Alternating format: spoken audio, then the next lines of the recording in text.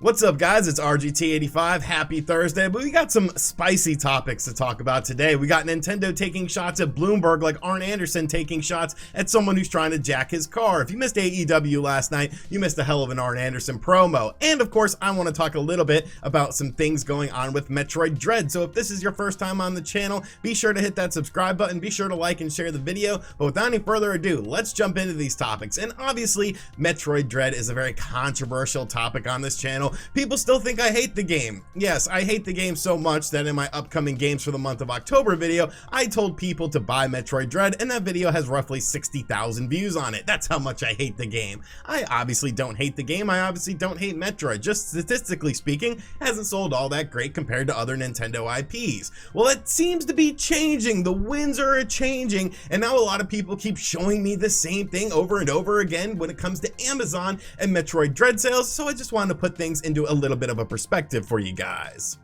So if we come over to Amazon's best sellers, our most popular products based on sales, updated hourly, you would see that the best-selling video game overall, because we're not going to count cards for things, is indeed Metroid Dread. So now this means that Metroid Dread is going to sell 1 billion copies on day one. It'll be the greatest selling game of all time, and everyone is looking forward to this game. And I mean, if you look at the list, that is an accomplishment. Like, yes, it is the #1 selling game right now as of their best sellers for their new products that are updated hourly. So it is an accomplishment, but if you look at the grand scheme of things, you might notice something a little bit different.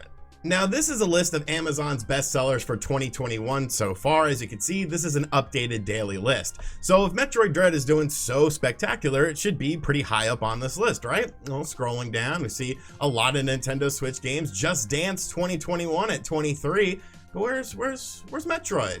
Where's Metroid? Let's go over to the next page here and see what's going on. Maybe we'll find Metroid on this page here anytime now. There we go, internet. Luigi's Mansion, Monster Hunter Rise, Carnival Games at 72. And here we have Metroid Dread at number 83 for the best sellers of the year thus far on Amazon. Now, correct me if I'm wrong here, which I don't think I am, but did Carnival Games sell 2-3 million copies this year? Have we heard a lot about Carnival Games? Did you even remember that Carnival Games came out on the Nintendo Switch? Because, well, I sure as hell didn't. No, and if that's the case, if on Amazon, Carnival Games is selling better this year so far than Metroid Dread has in pre-orders, maybe that Metroid Dread pre-order number isn't quite as high as a lot of people are making it out to be. Let's just nip this in the bud right now. I'm obviously having fun with this Metroid Dread situation. Every time somebody talks about Metroid Dread on Twitter, they tag me in it, whether it's a positive thing or a negative thing, and it's something I like. You obviously like attention if you're a YouTuber and you want people to sort of assimilate something with you and your brand, and right now, Metroid Dread is the game that people are assimilating with me. If Metroid Dread does sell over 3 million copies in its first year, I have to play Balan Wonderworld, and you know what? I kind of hope it does sell 3 million copies plus in the first year. Let's be realistic. RGT is a man who likes one thing: money. And I will make a lot of money making a video talking about how, well, I was wrong about Metroid Dread if it does sell over 3 million copies, and then people will get to see me suffer and slog through Balan Wonderworld. So that's a double whammy of 2 videos that I'll really enjoy making because I'll probably make some good money on them. At the end of the day, it's all fun and games with this situation. Some people are taking it, well, way too seriously. Do I honestly feel like Metroid Dread is going to sell over 3 million? I mean, it could, but maybe it doesn't. You know, maybe it does something like No More Heroes 3 or Xenoblade Chronicles Definitive Edition or Xenoblade Chronicles 2 does, where it sells well. It sells better than a lot of its predecessors. Be realistic, it only needs to sell like 800,000 copies to beat the last Metroid game we got with Metroid Samus Returns on the 3DS, and I think it will do that. I think it'll have a very successful launch. It's just kind of the tail end I'm worried about. At the end of the day, though, like I said, it's fun and games. People just calm down. It's video games. Calm down. And finally, let's get into the really spicy topic, as if Metroid Dread isn't a spicy enough topic on this channel, with the Nintendo Switch Pro. Now, you might remember this has been something that Bloomberg has been touting for, well, a very long time. It was supposed to come out this year, supposedly. It was going to be revealed before E3, and of course, all this time has come and gone, and we didn't get a Nintendo Switch Pro. We got a Nintendo Switch OLED instead. Ever since then, I've definitely sort of dwindled on my coverage of it. I definitely thought the Switch Pro was real, but when the Switch OLED was announced, I kind of just said, well, you know, it doesn't really make sense. I mean, if you're going to release it in late 2022 or 2023, why not just design a whole new system? So the Switch Pro stuff has pretty much died down on this channel completely. There are still other channels talking about it, but last night Bloomberg said, you know what, we're out for blood with this. We are going to show you guys that we are serious about the Switch Pro being a thing, and there are developers making games for this system that Nintendo just doesn't seem to be releasing. So this article went up on Bloomberg's website last night by Mochizuki, of course, who has been saying all this stuff.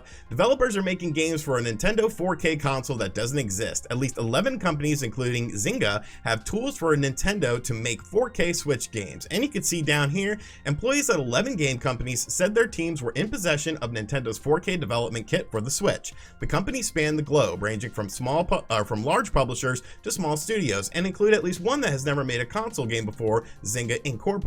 According to the employees who asked not to be identified because they weren't authorized to discuss their projects publicly.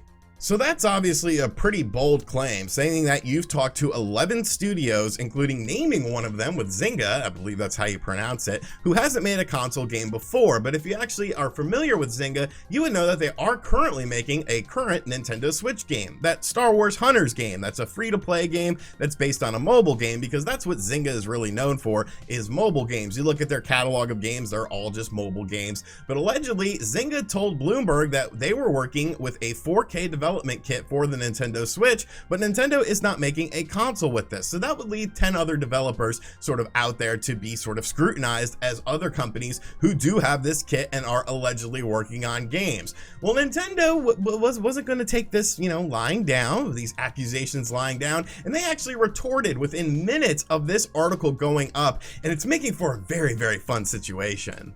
So like I said, within minutes, this was posted on Nintendo's official business account for Japan. This is being translated via Google Translate, that Twitter will do. And it says the following: a news report on September 30th, 2021, which is of course in Japan time, but you're watching this video on the 30th anyway, so it doesn't really matter, falsely claims that Nintendo is supplying tools to drive game development for a Nintendo Switch with 4K support. To ensure correct understanding among our investors and customers, we want to clarify that this report is not true. We also want to restate that, as we announced in July, we have no plans for any new model other than a Nintendo Switch OLED model, which will launch on October 8th of 2021. Now, on the surface level, that sort of reply is pretty much what you would expect a company to do, especially if you had something to sort of hide about this situation. But I always talk about how Reggie told IGN that there was no new Nintendo 3DS being made, and then the next day, of course, the new Nintendo 3DS was announced. And I used to look at that situation and be like, oh, well, maybe Nintendo is just holding this back and they're going to announce it. And maybe they are, but the more I think about it, the more I'm kind of siding with Nintendo over Bloomberg in this situation.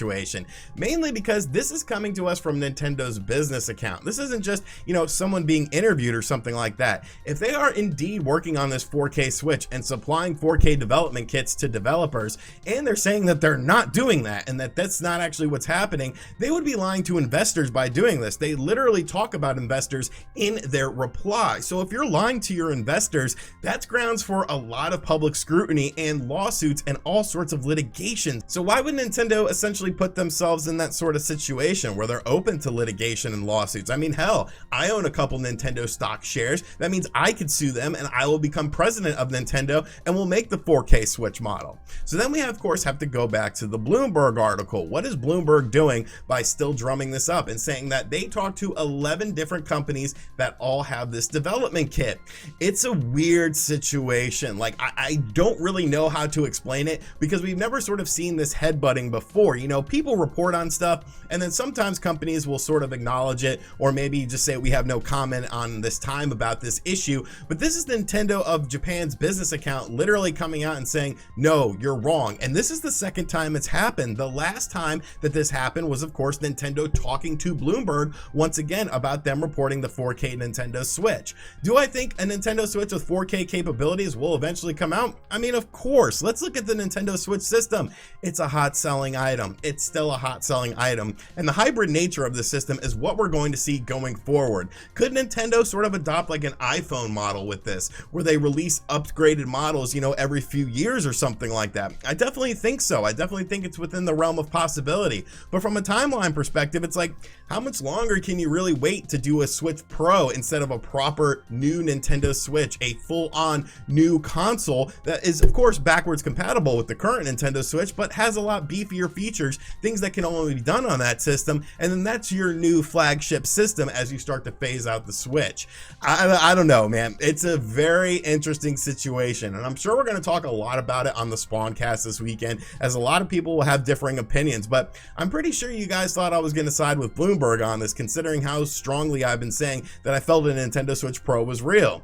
Maybe at the end of the day it was going to be real. It was going to be this new Nintendo Switch model that the OLED model ended up being, but maybe the semiconductor chips shortage really impacted it to the point of where Nintendo was like, well, hey, you know, what's the point of doing this right now? If we could just make an OLED model that'll have a better screen, don't worry about the 4K stuff, and introduce it with our new system. It's a very hot topic. There's definitely a lot of different ways to look at it. So I want to hear what you guys have to say about this. Do you think Bloomberg is right? Do you think Zynga, of all companies, has one of these Nintendo Switch 4K development kits? Or do you think Bloomberg is just kind of talking out their ass a bit? Maybe they're getting bad information, as that does happen, and Nintendo is being 100% truthful with this, with both their consumers and their investors. Let me know in the comments down below. Alrighty, so that is going to do it for today's video. I hope you guys enjoyed it. Be sure to let me know what you think of everything in the comment section down below. Do you think Metroid Dread is going to sell 5 billion copies like a lot of people on Twitter seem to think, and just be the best-selling video game of all time? Or do you think it's going to be a little bit more realistic, like what I'm thinking, and this Nintendo Switch Pro situation? Where do you stand? Are you team Bloomberg? Are you team Nintendo? Or are you team don't care? And then I have to question why you even got to the end of this video, but you know, I thank you for it anyways. That's going to help me out, and you know, with my watch time and ad revenue, so thank you. Thank you. And as always, guys, thank you for checking out this video. If you are new to the channel, be sure to hit that subscribe button. Be sure to like and share the video as well. And as always, I'll catch you guys on the next one. Later.